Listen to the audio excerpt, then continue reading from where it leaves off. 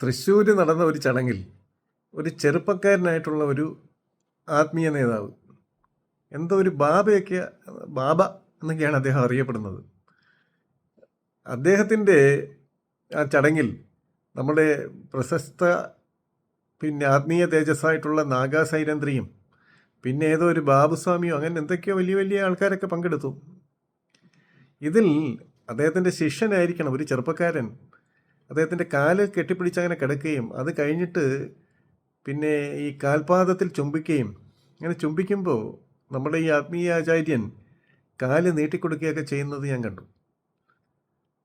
എൻ്റെ സംശയം, നമ്മൾ ഈ 20-ാം നൂറ്റാണ്ടിൽ നിന്നും 21-ാം നൂറ്റാണ്ടിലേക്ക് പോവുകയാണോ അതോ 19-ലേക്കും 18-ലേക്കും 17-ലേക്കും ഒക്കെ തിരിച്ചു പോവുകയാണോ? ജീൻവാൽജീൻ്റെ കഥ നിങ്ങൾ കേട്ട് കാണും. ഈ പറഞ്ഞ അഭയം നൽകിയ പാതിരിയുടെ വെള്ളിക്കരണ്ടിയും മോഷ്ടിച്ചുകൊണ്ട് പോയ ജീൻവാൽജീനെ പോലീസ് അറസ്റ്റ് ചെയ്ത് ഈ പാതിരിയുടെ അടുത്ത് കൊണ്ടുവരുമ്പം അദ്ദേഹം പറയുന്നത്, ഞാൻ ഈ വെള്ളിക്കരണ്ടി അവന് ദാനമായിട്ട് കൊടുത്തിരുന്നു എന്നാണ്. ഉടനെ ഈ പോലീസുകാരൻ ചോദിക്കും, നിങ്ങൾക്ക് അവനെ അറിയാമോ? അറിയാം.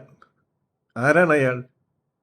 എൻ്റെ സഹോദരൻ എന്ന് പറഞ്ഞതുപോലെ ഈ പറഞ്ഞ ആത്മീയ ആചാര്യൻ്റെ കാലിൽ ചുംബിക്കുന്ന ആ പാവപ്പെട്ട മനുഷ്യൻ, അയാൾ നമ്മുടെ സഹോദരനല്ലേ? അപ്പം നിങ്ങൾ പറയും അതൊരു ആത്മീയ ആചാര്യനല്ലേ, അവരുടെ സമ്പ്രദായം അങ്ങനെയാ എന്നൊക്കെ. ഈ ആത്മീയ ആചാര്യന് കുട്ടിച്ചാത്തൻ സേവ്യം അങ്ങനെ എന്തൊക്കെ ഉള്ളതായിട്ടാണ് ഞാൻ മനസ്സിലാക്കുന്നത്. അപ്പോൾ അദ്ദേഹത്തിൻ്റെ ദേഹത്ത് കുട്ടിച്ചാത്തൻ അന്നേരം ഉണ്ടെന്ന് തന്നെ വിചാരിക്കുക. അത് ഈ ആത്മീയ ആചാര്യനല്ല, ആ കുട്ടിച്ചാത്തനാണ് അവിടെ ഇരിക്കുന്നത്. അങ്ങനെയാണെങ്കിൽ പോലും ഈ പറഞ്ഞ ശിഷ്യനെ കൊണ്ട് കാൽപാദത്തിൽ ചുംബിക്കാൻ ആണോ ആവശ്യപ്പെടേണ്ടുന്നത്? ഈ കുട്ടിച്ചാത്തൻ എന്ന് പറയുന്നത് വിഷ്ണുമായ എന്നാണല്ലോ. പിന്നെ സാക്ഷാൽ വിഷ്ണു ആയിരുന്നു ഭഗവത്ഗീത ഉപദേശം നൽകിയ ശ്രീകൃഷ്ണൻ. ആ ശ്രീകൃഷ്ണൻ ഒരിക്കലും അർജുനനെ ഇതുപോലെ കണ്ടിട്ടില്ല. സുഹൃത്തുക്കളായിരുന്നു അവർ രണ്ടുപേരും.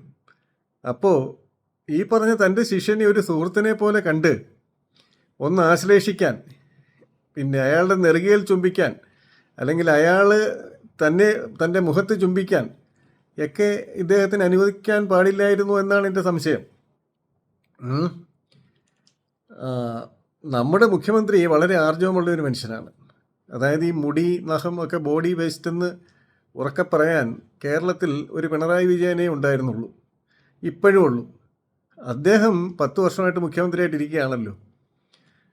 ഈ അന്ധവിശ്വാസങ്ങൾക്കും അനാചാരങ്ങൾക്കും എതിരെ മുഖം നോക്കാതെ നടപടിയെടുക്കാൻ അദ്ദേഹത്തിന് സാധിക്കണം.